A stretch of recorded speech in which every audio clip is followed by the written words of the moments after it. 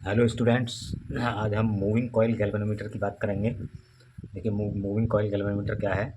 तो इससे पहले अब तक देखिए हमने करंट और वोल्टेज के को पढ़ा है चैप्टर नंबर 3 में। तो बट अब ये देखेंगे कि उस करंट और वोल्टेज को हम डिटेक्ट और मेजर कैसे कर सकते हैं। उसे मेजर करने के लिए क्या डिवाइस है, कितना किसी सर्किट में करंट है या कितना वोल्टेज है, उसको मेजर कैसे करते हैं, और है भी या नहीं उसको भी ये देखना है। तो देखिए ये एक ऐसी डिवाइस है, it is a device to detect means उसकी प्रेजेंस, करंट की presence, and measure small electric currents. तो ये एक डिवाइस है जो डिटेक्ट करती है, यानी कि पता लगाती है कि करंट है या नहीं, एंड मेजर क्या है, और उसको स्मॉल करंट्स को मेजर करती है।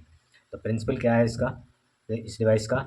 तो when A current flows through a coil in a magnetic field, जब किसी मैग्नेटिक एक कॉइल में जो एक मैग्नेटिक फील्ड में रखी है, तो उस पर एक करंट फ्लो होती है उसमें, तो उस पर एक टॉर्क काम करता है।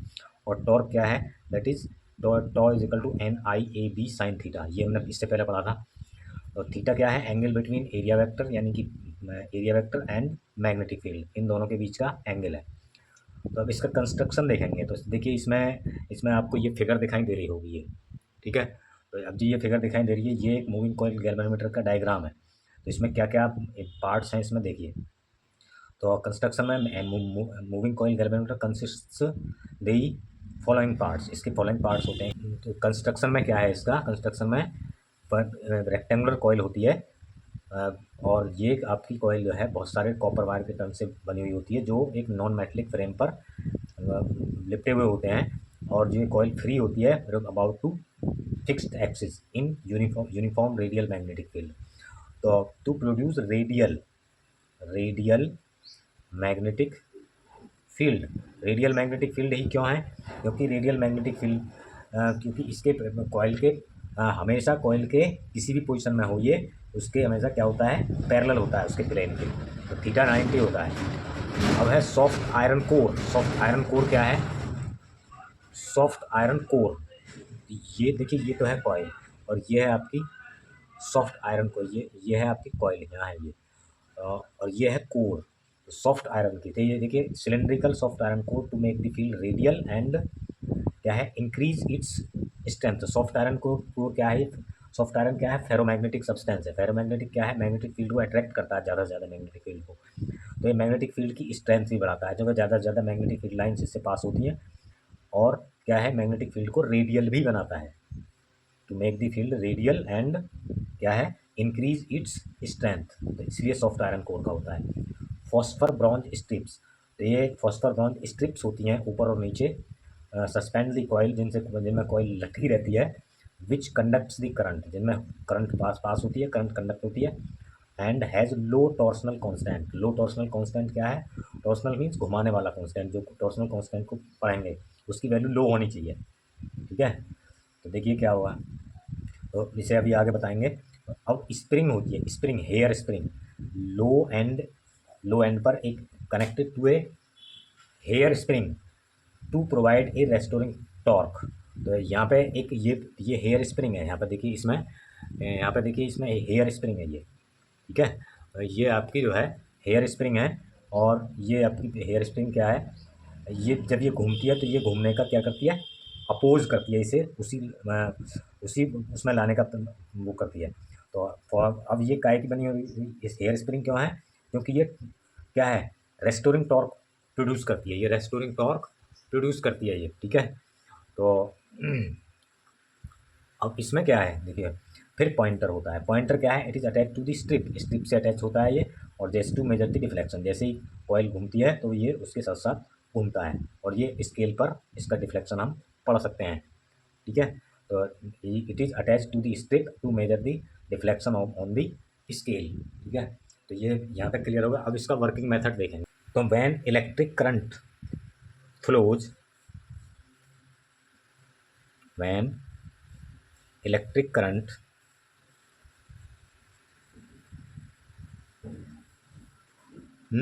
electric current flows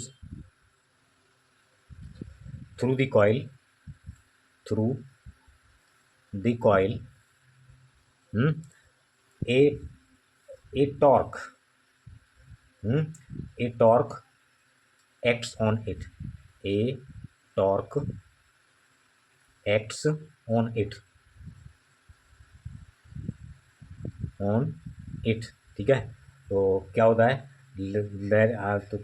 तो इसे क्या कहते हैं, डिफ्लेक्शन टॉर्क कहते हैं इसको। तो ये टॉ आपका काम करता है ये, तो टॉ इज इक्वल टू क्या है, N I A B sine theta, ठीक है। साइन थीटा क्या है, एन क्या है, नंबर ऑफ टर्न्स है, आई करंट फ्लो हो रही है, ए इसका कॉइल का एरिया है, बी मैग्नेटिक फील्ड है, ठीक है। और साइन थीटा क्या है, एरिया वेक्टर और बी के बीच का एंगल है। तो थीटा इज इक्वल टू क्या है, थीटा इज इक्वल टू है 90। तो टॉ इज इक्वल टू क्या होगा, N I A B, tau is equal to हो गया एन आई ए बी। तो दिस टॉर्क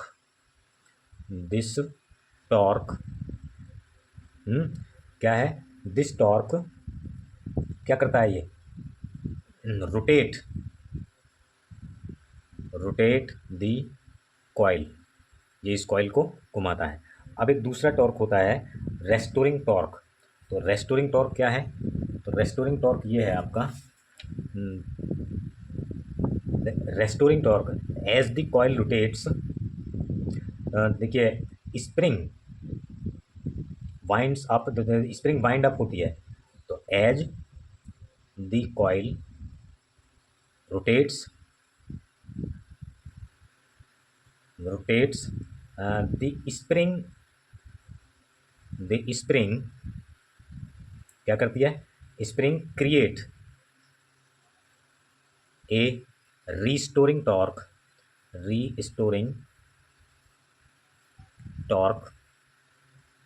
ठीक है, रीस्टोरिंग टॉर्क दैट अपोजेस, ये इसका घूमने का विरोध करता है,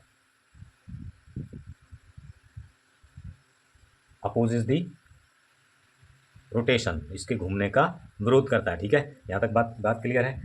अब इन इक्विलिब्रियम पोजीशन, जब दोनों टॉर्क बराबर हो जाते हैं तो ये होता है, ये तो होता है टॉ मैग्नेटिक टॉर्क टी एम, और ये होता है रोटेशनल रेस्टोरिंग टॉर्क, इसे कहते हैं T R is equal to क्या होता है, के इंटू फाई। फाई क्या है, एंगल ऑफ डिफ्लेक्शन, डिफ्लेक्शन, ठीक है, कितने डिफ्लेक्ट करती है। और के क्या है, के है टॉर्सनल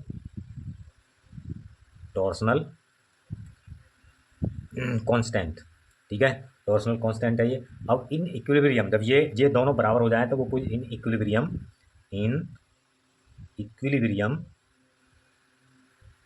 क्या होता है, इक्विलिब्रियम में ये दोनों T tau R equal to tau M, ठीक है। तो जब ये इक्विलिब्रियम पहुंच जाती है तो उसी जगह पे ये कॉइल रुक जाती है, तो दोनों बराबर हो जाते हैं, और उस कंडीशन में हम इसका जो डिफ्लेक्शन है वो पढ़ लेते हैं, ठीक है। तो ये क्या होता है, तो टी और का मतलब के फाई इक्वल टू होता है एन आई ए बी, ठीक है, एन आई ए बी, और फाई इक्वल टू हो जाएगा आपका क्या,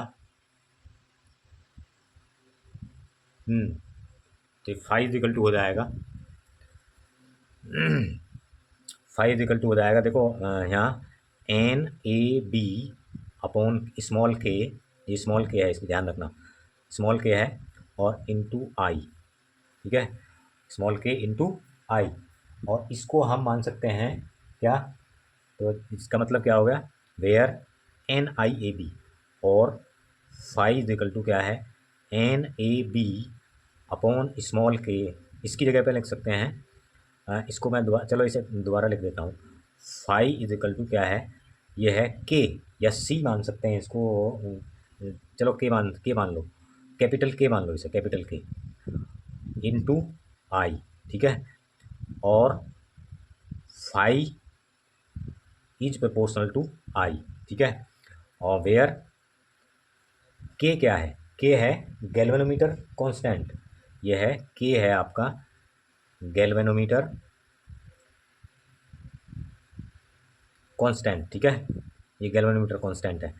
तो इसका मतलब क्या हुआ, तो क्या है, इसे गैल्वेनोमीटर कांस्टेंट या कहते हैं। तो अब इक्वेशन ये क्या दिखाती है, ये वाली इक्वेशन क्या है, तो देखिए deflection in galvanometer, that is क्या है, that is deflection in galvanometer